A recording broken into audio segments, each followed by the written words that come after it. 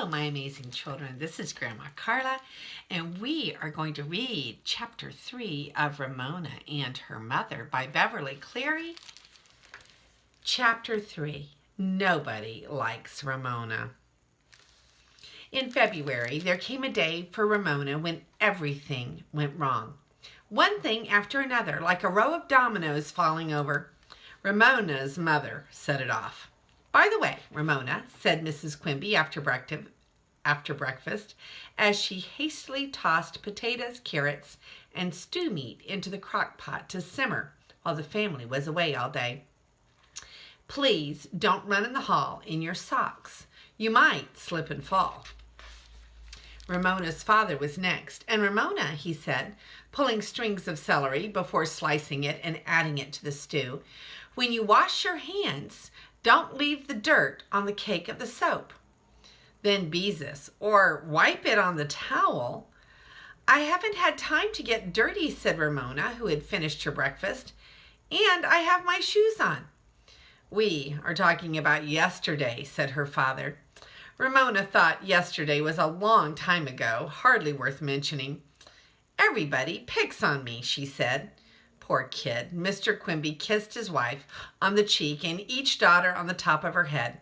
Then he said, singing the first few words, "Hi-ho, hi-ho, it's off to work I go," and at least 46 changes in produce prices to remember. Ramona knew that her father dreaded Wednesdays. The day prices were changed on fruits and vegetables. "Maybe things will be easier when you are more used to the job," said Mrs. Quimby. After her husband left to catch the bus, she kissed the girls as if she were thinking about something else and handed Ramona her lunchbox and Beezus her brown paper bag that held her sandwich. 7th graders thought lunchboxes were babyish. "Scoot along," Mrs. Quimby said. "I have to leave early to take the car for brake adjustment, and then I have to take the bus to work." "I wish Daddy would get used to his job," remarked Beezus as the sisters plodded towards Glenwood School. Clouds hung low, and the wind was cold. For days, the sidewalks had been too wet for roller skating. "Me too," said Ramona, who wanted her parents to be happy so that their children could be happy too. "Why doesn't he find another job?" "Jobs aren't that easy to get," Beezus explained. "Remember how long he was out of work before he found a job at the market?" Ramona did remember. She remembered how discouraged her father had been after a day of job hunting and how he disliked standing in line to collect unemployment insurance. "It might be easier if he had finished college," said Beezus. "Why didn't he?" asked Ramona. "Because he and Mother got married," Beezus explained, "and then they had me." Beezus sounded smug, as if being the firstborn made her more important to her parents than Ramona. "But I'm the baby," thought Ramona. She was glad when school started. Maybe her day would improve in school. Ramona liked Mrs. Rudge, her new teacher, who had taken over the 2nd grade when the former teacher left after Christmas to have a baby. She thought Mrs. Rudge liked her, as she liked all the children, but she was not sure exactly where she stood with her. The classroom buzzed softly and busily with the sound of children learning about Indians and cursive writing. When the morning was half over, Ramona finished her worksheet and was busily filling in the double O's she could find with crossed eyes and frowns. Mrs. Rudge paused beside her desk.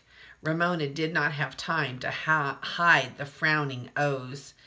Mrs. Rudge glanced over Ramona's worksheet. "Why don't you look again?" she suggested. "Is like spelled lick?" "I can't spell," said Ramona. "I'm terrible at spelling." That's what her family said whenever Ramona wrote a note.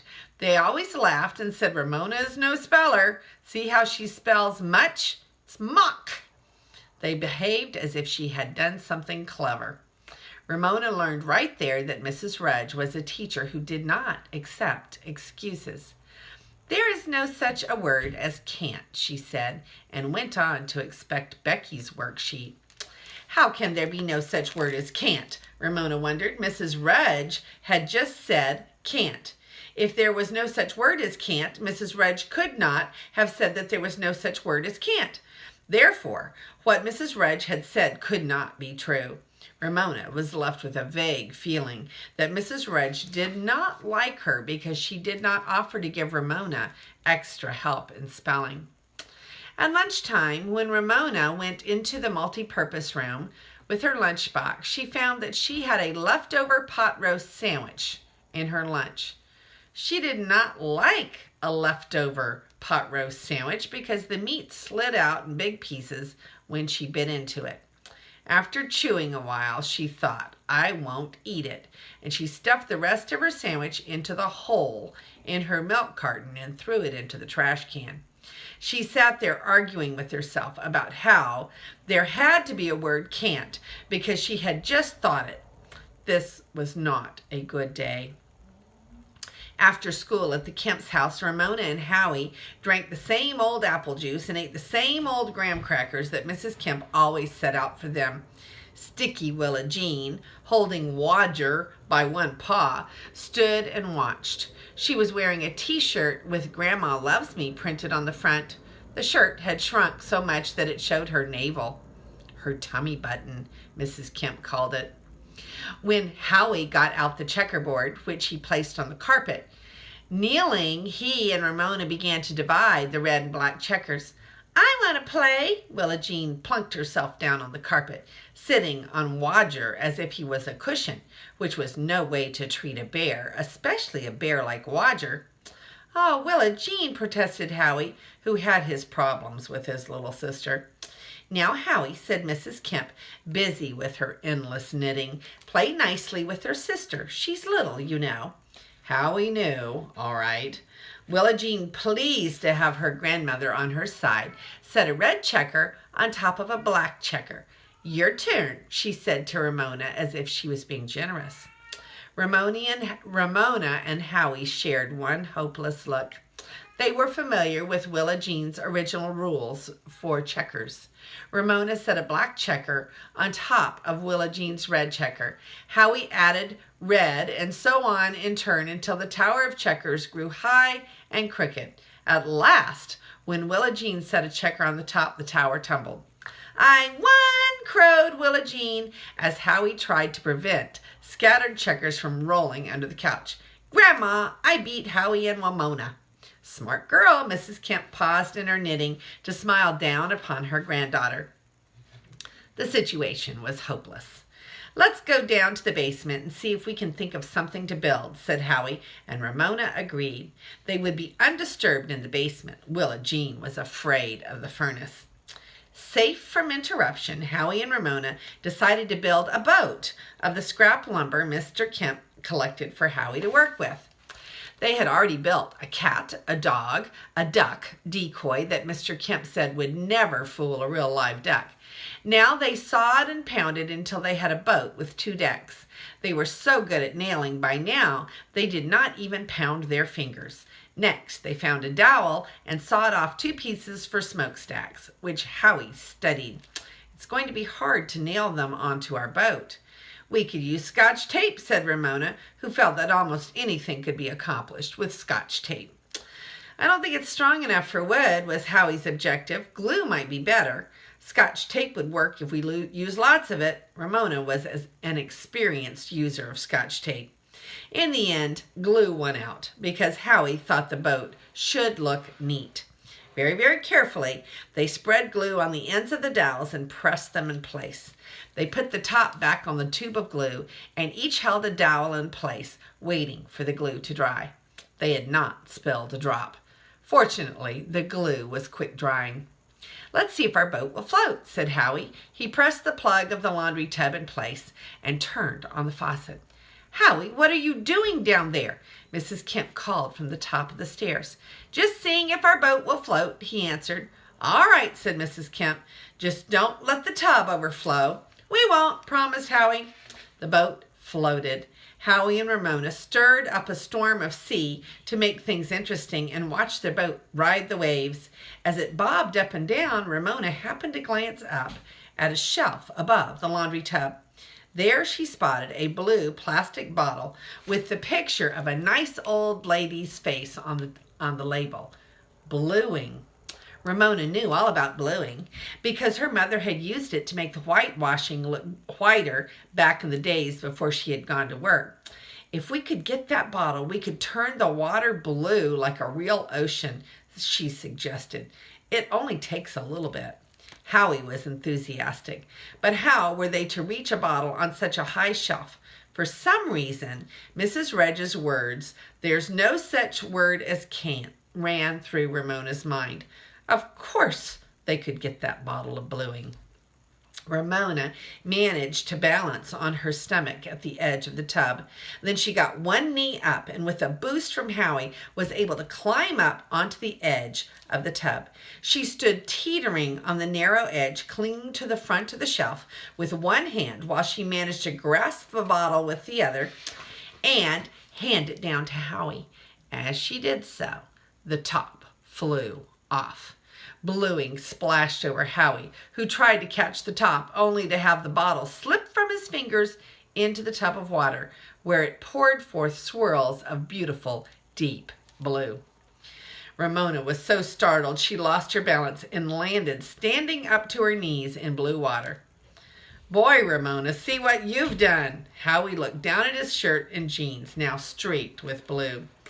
Ramona felt that Howie was being most unfair.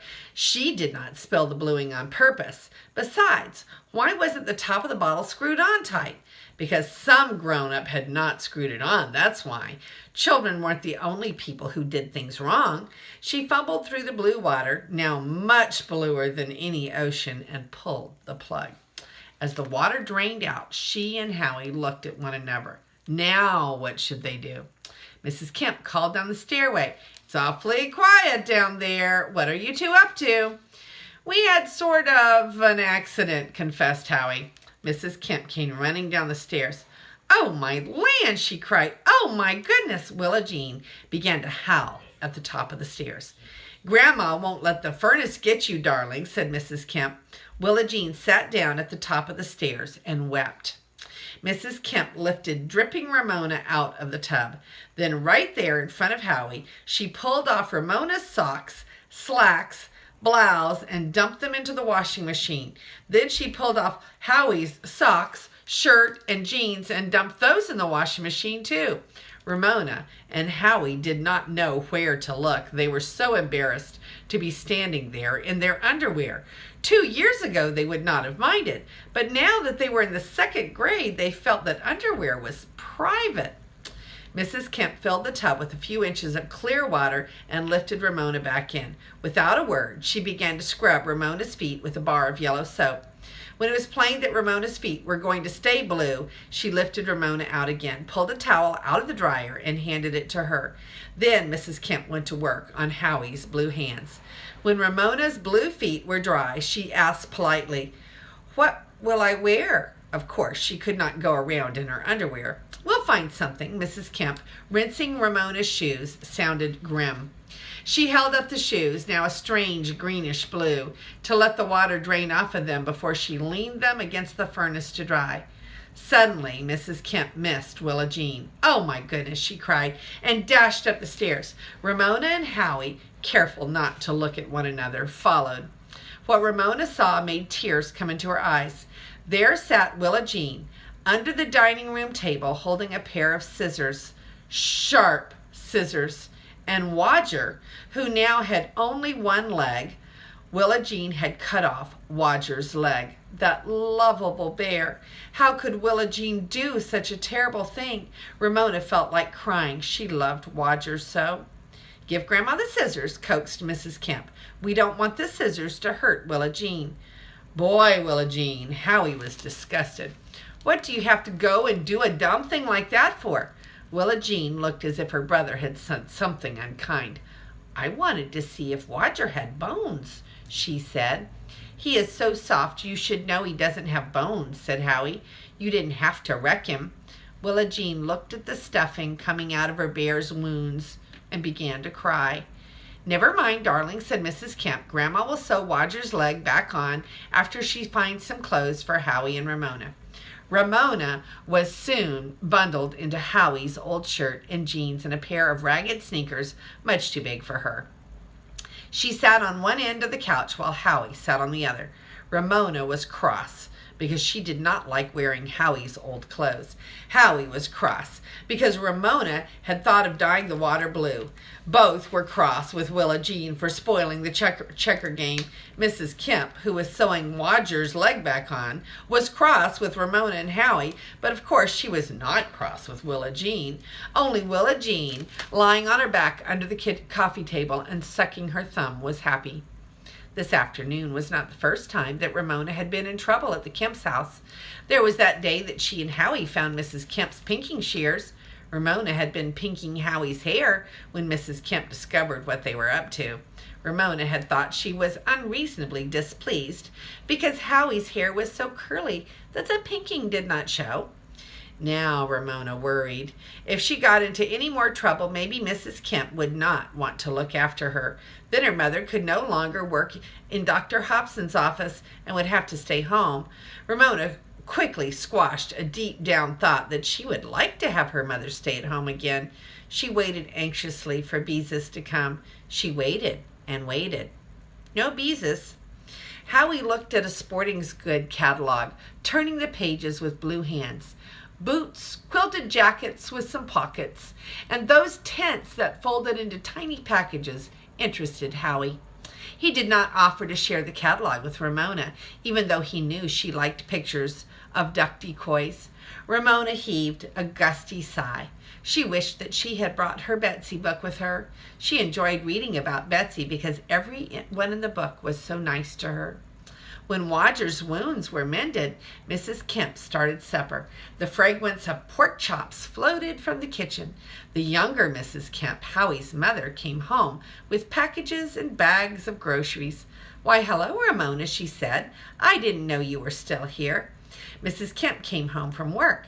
"Hello there," he said. Mr. Kemp came home from work. "Hello there," he said. "Are you still here?" Ramona did not know how to answer such a question. She felt embarrassed, in the way, unwanted. Where was Beezus? What had happened to her parents? Her ears strained for familiar footsteps or the sound of the Quimby car. "Your mother and father are late today," remarked Howie's mother as she set the table. Once more, Ramona did not know how to answer. Cars were now driving with their lights on. Why didn't somebody come? What if her mother and father had been in an accident? Who would take care of Ramona? It seemed as if she might have to sit here on the couch in Howie's old clothes forever. Ramona began to feel hungry. How good a pork chop would taste. She knew she would not be asked to share the Kemp supper. With the price of meat these days, there would not be an extra chop. Ramona's mouth watered so much that she had to swallow. She thought of the pot roast sandwich that she had not finished at lunchtime. "Ramona, could I fix you up peanut butter and crackers?" asked Howie's mother. "No, thank you." Ramona pictured a brown chop with mashed potatoes and a pool of gravy. The Kemp sat down at the table with Willa Jean perched on two cushions beside her grandmother, who began to cut her meat for her. "And she won't even eat a whole chop," thought Ramona, who felt like a stranger, an intruder in the lives of others. The Kemps said little as they ate. Perhaps they did not want to talk in front of an outsider. Ramona listened to the clink of the knives and the forks against the plates as the Kemps ate their pork chops. She was profoundly embarrassed. "Willa Jean, darling, we don't chew with our mouth open," said Willa Jean's grandmother. At last, when Ramona was blinking back tears because she was sure that her parents would never come, the old familiar car turned into the driveway. "Goodbye," cried Ramona, pulling on her car coat as she ran out the door. Mr. Quimby was driving. Mrs. Quimby sat next to him, and Beezus was in the back seat. She must have been picked up at a friend's house. "You were late," Ramona informed her family, her voice stern. "You kept me waiting." "I'm sorry." Mrs. Kemp sounded tired. "It was one of those days. After work, when I went to catch a bus to the garage to pick up the car, the bus was late. When I finally got to the garage, the mechanics had not finished the job, and I had to wait some more. And I had to keep your father waiting, too." "What a day," said Mr. Quimby. "Price changes to remember, and I worked the express line besides."